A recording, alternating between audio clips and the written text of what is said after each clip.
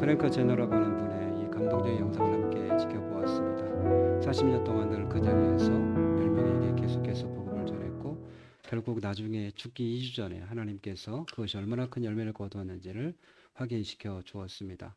역시 뿌리는 것은 우리의 책임이지만 거두게 하시는 것은 하나님께서 하시는 것이다 라고 하는 것을 보게 되어집니다.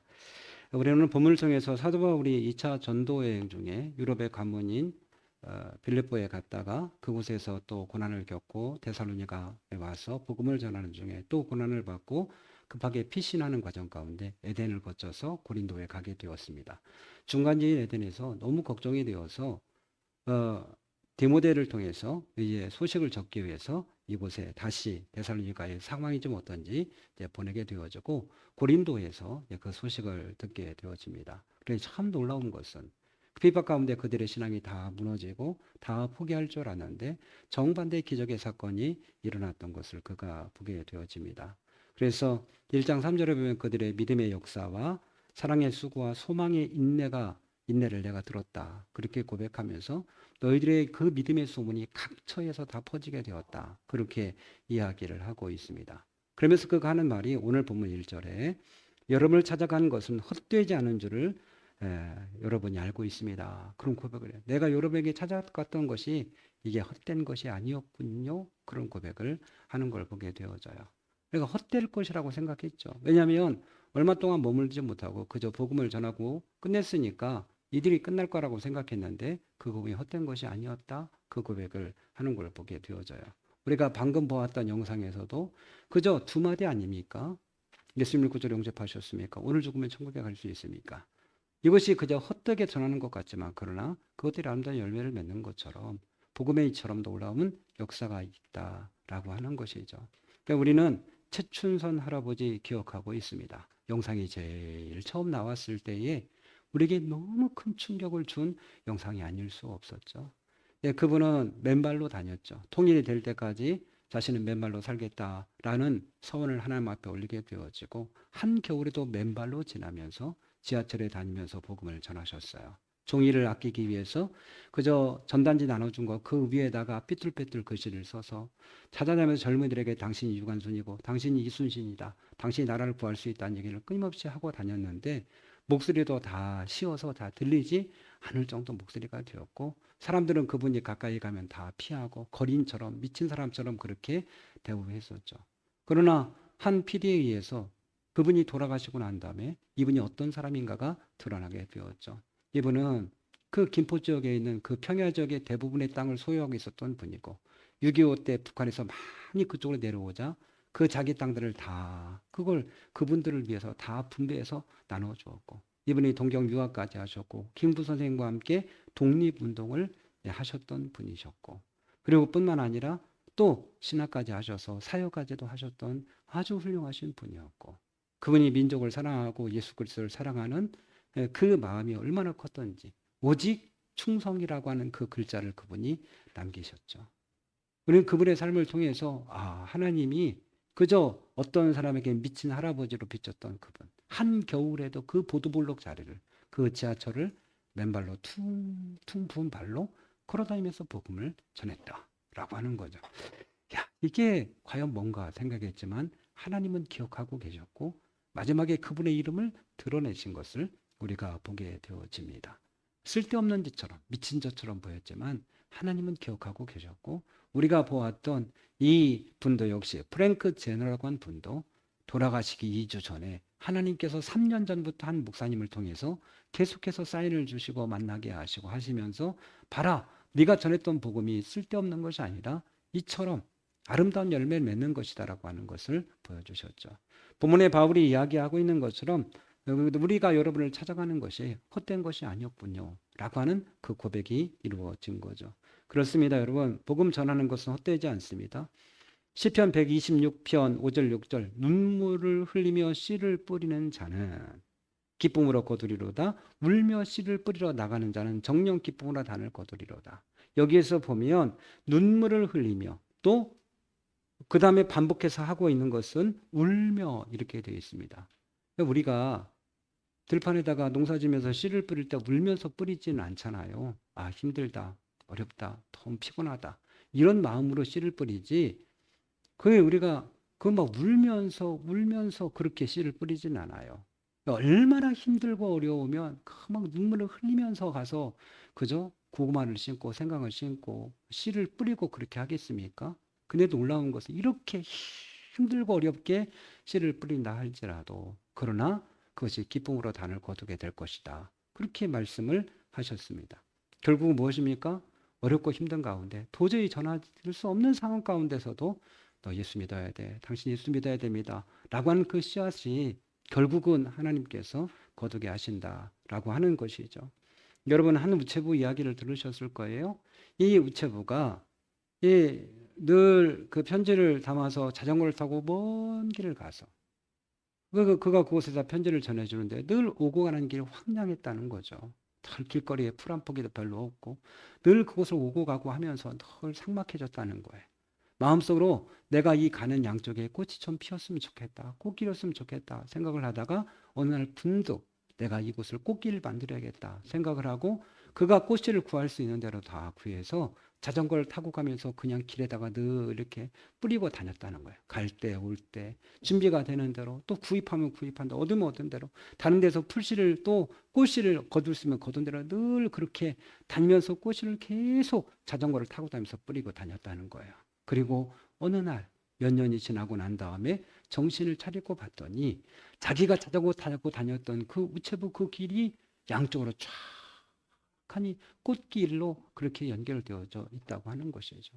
자기는 그 소망 하나 가지고 그저 이것이 싹이 날지 열매를 거둘지 뭘지 모르고 계속 뿌렸을 뿐인데 그럼에도 불구하고 그것이 꽃길이 되었던 것처럼 우리가 전하는 복음도 역시 마찬가지죠. 그가 듣든지 아니 듣든지 전하라고 말씀하셨고 우리는 이것이 헛되지 않은 것인 줄 알아서 우리 하나님께서 들으시고 하나님께서 그 마음 가운데 싹이 나고 열매를 거두게 하실 것을 알기에 우리는 그저 그렇게 전하게 되어지는 거죠. 사람이 듣지 않는 것 같지만 그러나 하나님께서 거기에 그 싹을 나게 하시면 듣게 되어지고 예수님을 구주로 영접할 수밖에 없게 되어지는 거죠. 제가 전모대 다닐 때 CCC 생활을 했고 그 친구들하고도 지금 1년에 한 번씩 정기적인 모임을 갖고 있습니다.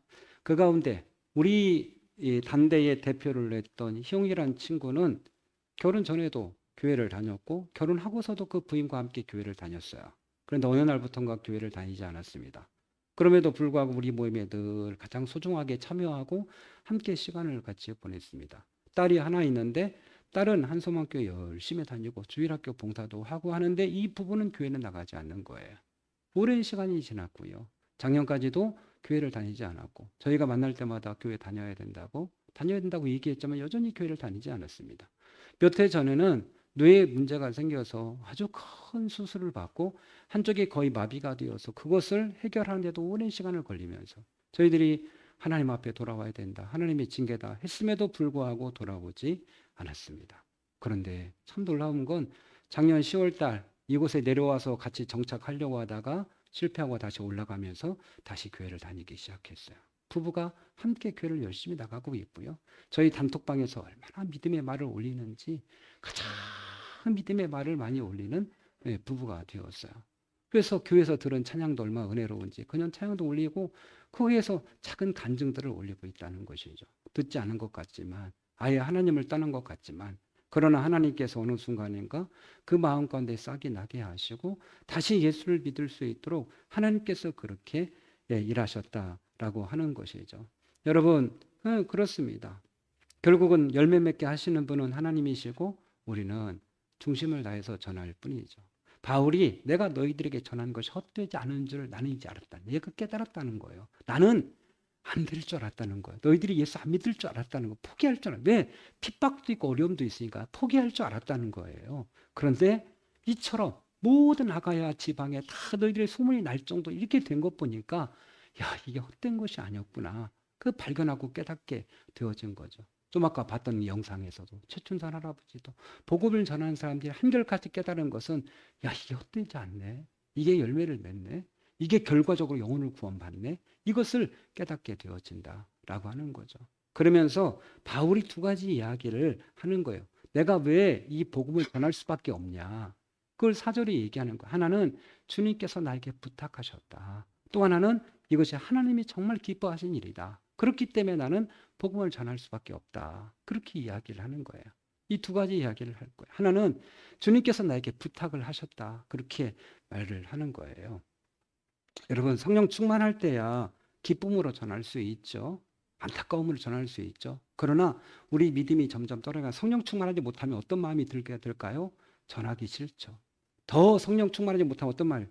저런 거 예수 믿어야 뭐하나. 저건 반드시 지옥에 가야 돼. 이런 생각을 갖게 하기도 하죠. 저런 것들은 예수 믿으면 안 돼. 저런 것들은 반드시 지옥에 가야 돼. 이러한 생각까지도 하게 되어진다라고 하는 거죠. 성령 충만하지 못해서 그런 거죠.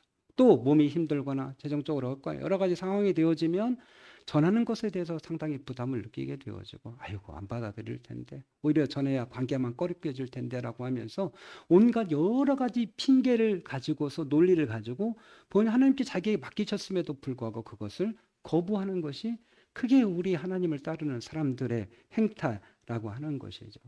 여러분 이게 기쁨을 할 수 있으면 얼마나 좋겠습니까? 그런데 기쁨으로만 할 수 없는 거죠. 바울이 본인의 속마음을 솔직하게 얘기한 적이 있어요. 고린도전서 9장 16절에 내가 복음을 전할지라도 자랑할 것이 없으면 내가 부득불할 일입니다. 만일 내가 전하지 아니하면 내게 화가 있을 뿐이라. 이렇게 됐어요. 나는 자랑할 것이 없다는 거예요. 왜? 나는 부득불 어쩔 수 없이 하고 있다는 거예요. 왜? 전하지 않으면 화가 되기 때문에. 여러분 항상 성령 충만해서 기쁨으로 막 활기차게 전하고 그렇게 하지 않았다는 거예요. 나는 그냥 부득불 혹시 전하지 않으면 나에게 화가 있다는 사실을 알기 때문에 부득불 억지로 할 수 없어서 전했다 이렇게 표현을 하고 있는 거예요. 왜냐하면 그는 구약 성경을 잘 알고 있었거든요. 구약 성경에 뭐라고 얘기합니까? 하나님께서 만약 너에게 한 말을 가지고 그들을 깨우치지 않으면 그의 핏값을 너에게 찾으리라 이렇게 말씀하신 거예요. 그러니까 그걸 알고 있었어요. 그러기에 그는 사도행전에서 본인이 20장 26절에서 여러분 가운데서 누가 구원을 받지 못하는 일이 있더라도 그 사람의 피에 대해서 내가 무관합니다. 이렇게 얘기해요. 왜 복음을 전했죠? 혹시 하나님이 나에게 핏값을 찾을까 봐. 너에게 맡겼는데 너 안 했어? 그 핏값. 그 사람은 믿지 않음을 통해 지옥 갔지만 나는 어떻게? 그 사람의 핏값을 나에게 찾는다. 그렇게 말씀하셨기 때문에 바울이 이걸 알았기 때문에 난 부득불하고 있는 거다. 난 자랑할 수 없다. 그래서 왜냐하면 내가 그렇게 하지 않으면 내가 화가 있을 거를 알기 때문에 나는 전할 수밖에 없다. 이렇게 이야기하는 거예요. 그러니까 이렇게 바울은 가끔 솔직하게 자기의 심정을 얘기했어요. 성경 곳곳에 보면 그죠? 솔직하게 자기가 어떤 마음의 상태를 이야기했는데 우리에게 큰 위로와 격려가 돼요. 바울은 대부분 기쁨과 성령 충만함으로 전하고 했지만 가끔 이렇게 부득불 전하기 싫은데 전도하기 싫어. 전도하면 또 두드려 맞아야 되니까. 그죠? 또 쫓겨내야 되니까 전도하면 안 돼. 이래도 전했다는 거예요. 우리는 뭐예요? 대부분은 전하기 싫어. 성령 충만할 때 조금 한마디 얘기해. 우리의 차이죠. 바울과 우리의 차이는 이 차이예요. 바울은 부득불 전할 때도 있는데 혹시 안 전하면 하나님 나에게 핏값을 찾으면 어떡하지? 이 마음 가지고 부득불 전했다. 이렇게 돼 있어요. 여러분 바울은 분명히 알았죠. 자기를 부르신 이유가 무엇인지. 우리도 알고 있어요. 우리를 왜 부르셨죠? 하나님의 자녀 삼으려고. 왜 부르셨죠? 자신의 아름다운 덕을 선전하기 위해 부르셨다. 그렇게 돼 있어요. 우리에게 주신 최고의 명령은 뭐죠? 땅끝까지 이르러 내 증인이 되라. 이거죠. 너에게 성령이 임하면 뭐라고 했죠? 예루살렘과 온 유대와 사마리아 땅끝까지 이르러 내 증인 되라. 이걸 왜 부르셨다 얘기했어요. 주님께서 마지막 하늘에 올라가기 전에 한 말씀이 뭐죠? 그죠? 세상 끝까지 이르러 내 증인이 될지라. 마태복음 28장 18절부터 20절 아니에요? 이게 우리에게 하신 말씀인 거. 우리에게 부탁하신 말씀. 이게 가장 큰 말씀. 이거란 말이죠. 주님이 부탁하셨기에 우리는 상관하지 않고 그에게 전하는 거죠. 그거 어떤 사람이든 그저 사형수든 뭐든 어떤 사람이든 복음을 전하는 것이죠. 저는 복음을 전하는 사람 가운데 정말 큰 사랑으로 전하는 분들을 보게 돼요. 교도소 선교하시는 분들, 특별히 사형수를 상대로 전하시는 분들이 있어요. 우리는 그들을 직접 보지 않아서 잘 모르지만 교도소에 있는 그들을 보면 눈빛이 다르대요. 벌써 살기가 돈대요. 그들이 뭐 순순히 받아들이는 그런 것도 아니고 그들과 관계를 맺기 위해서 굉장히 오랜 시간을 들이고 그들과 신뢰를 쌓기 위해서 엄청난 많은 노력들을 기울이고 그렇게 하면서 그들의 마음이 얼마나 큰 사랑을 주기에 그들의 마음이 녹아지겠습니까? 어르신들도 알지만 지존파 같은 경우는 사람을 잡아서 살까지 나눠 먹은 그 친구들 아닙니까?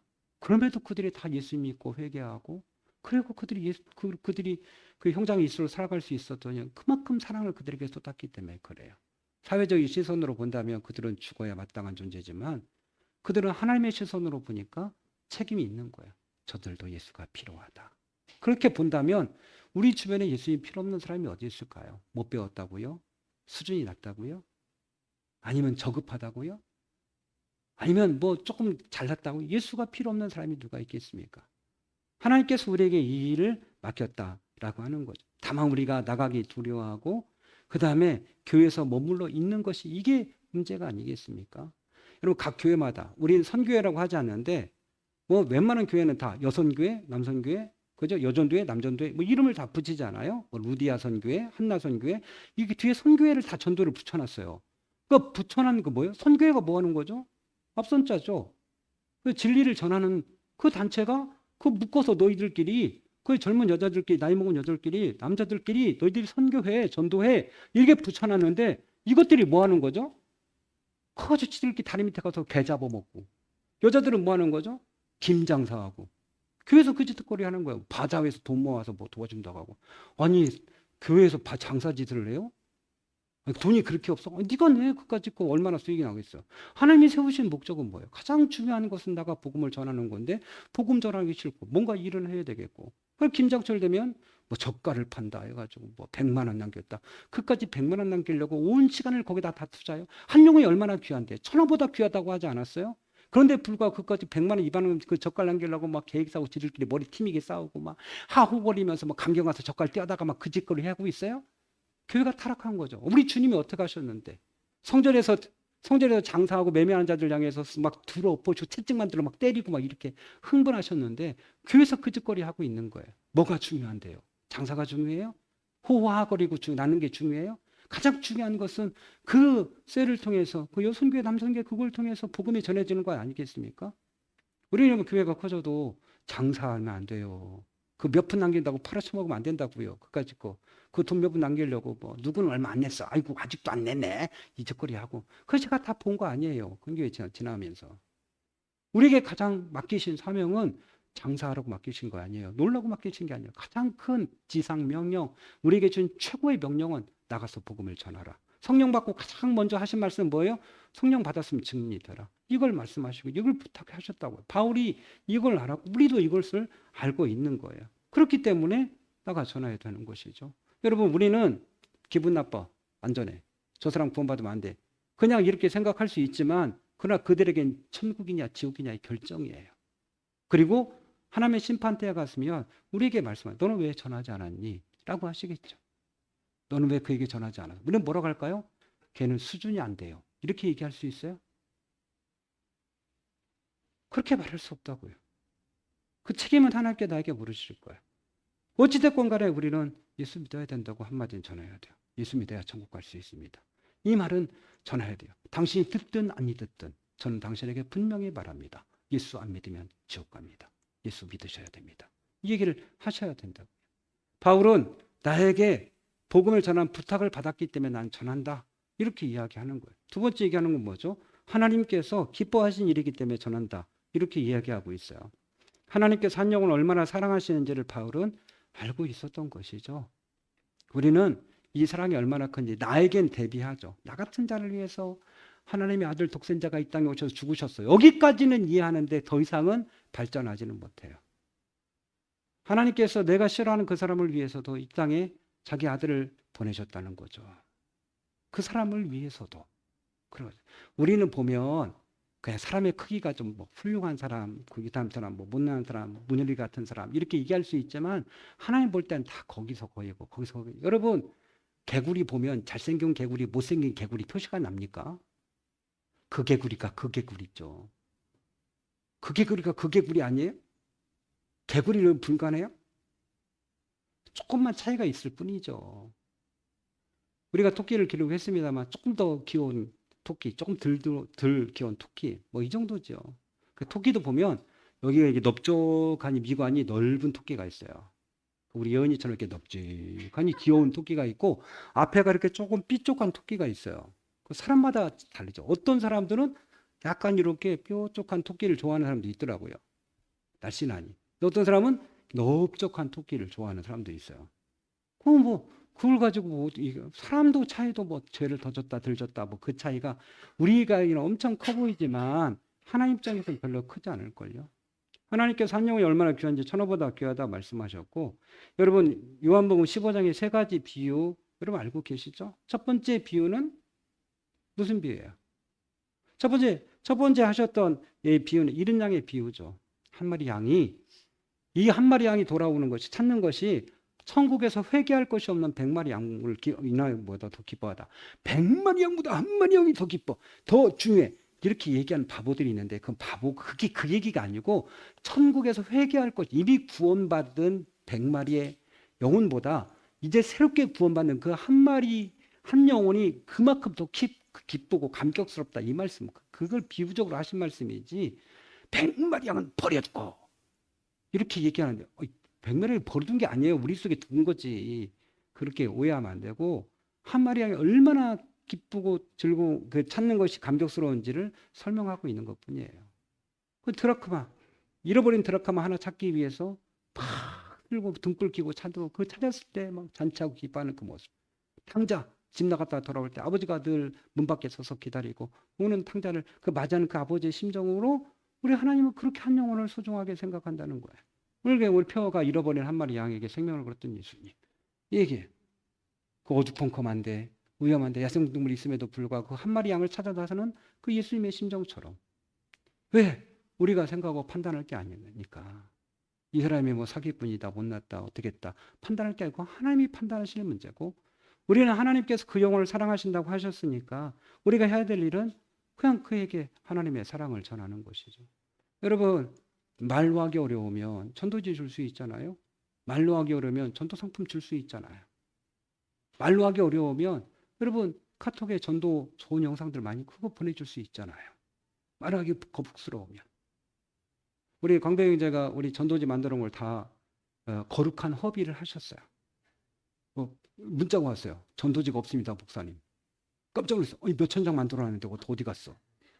여러분도 가져가셨지만 광배 형제가 따님과 함께 아파트에 다 우편함에다 다 꼽은 거예요. 나중에 확인해 보니 그래도 거리에 버린 사람 없다는 거예요. 그러니까 벚꽃 화사하게 핀 그 전도지. 그게 100장, 1000장에 나가면 누군가는 갈급한 심령은, 심심한 심령은 한 번은 쭉 읽어보게 되는 거죠. 그러면 전도지 15만 원 나가서 한 영혼이 그걸 보고서 나도 교회 나가야지 라고 깨닫는다면 어떻게 비교할 수 있어요?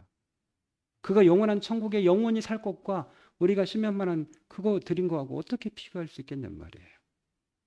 그럼 한 영혼을 전도하는데 얼마를 투자하면 합당한 값어치를 치렀다고 얘기할 수 있습니까? 100만 원? 1000만 원? 1억?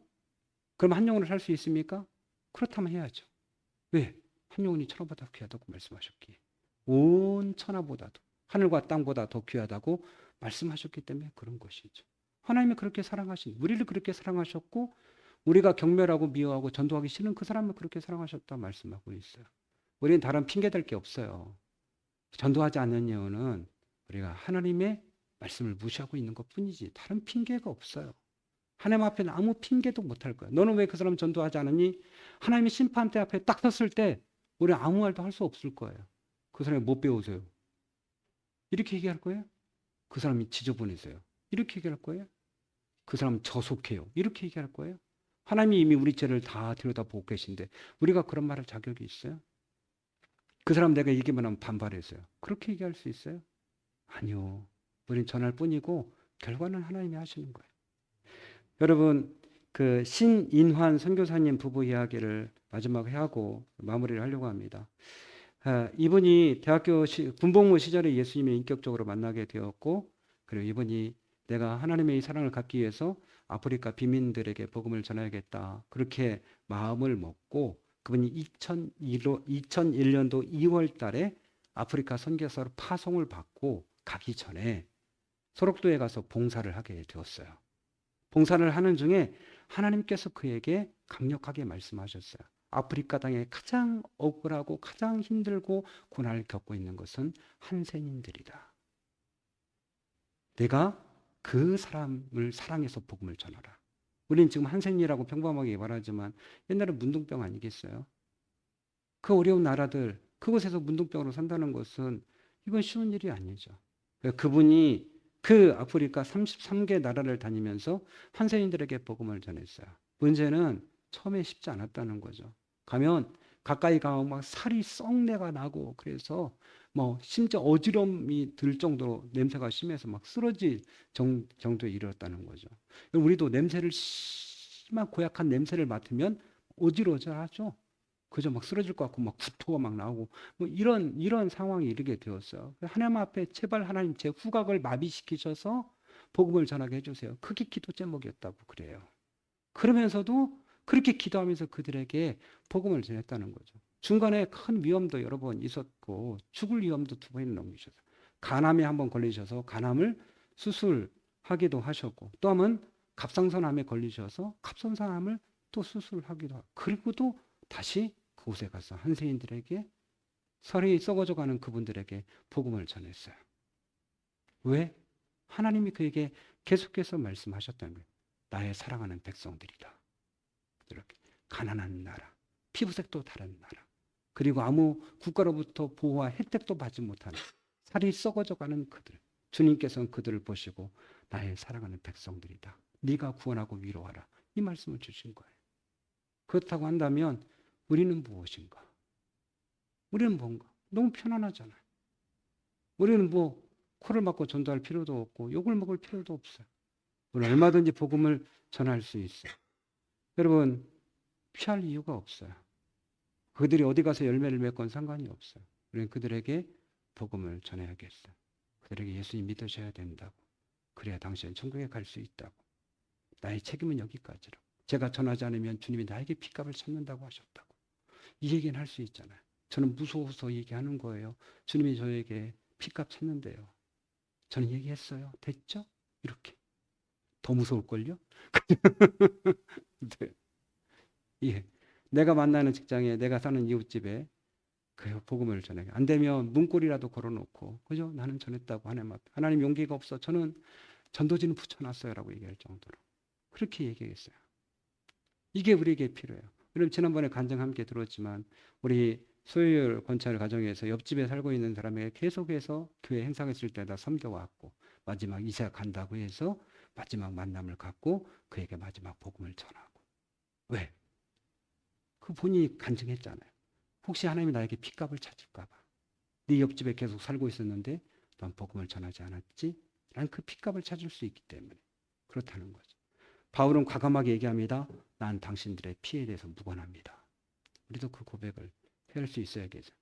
내가 만나는 이웃이나 아니면 같은 직장에 있는 사람들에게 다 예수님의 이야기를 전해야겠어. 내가 전하는 건 나지만 열매를 맺게 하신 분이 하나님이 하시는 거예요. 그걸 믿고 자연스럽게 지혜롭게 잘 전하는 여러분이 되시길 축원합니다. 우리 같이 우리 찬송 우리 505장 찬양하겠습니다.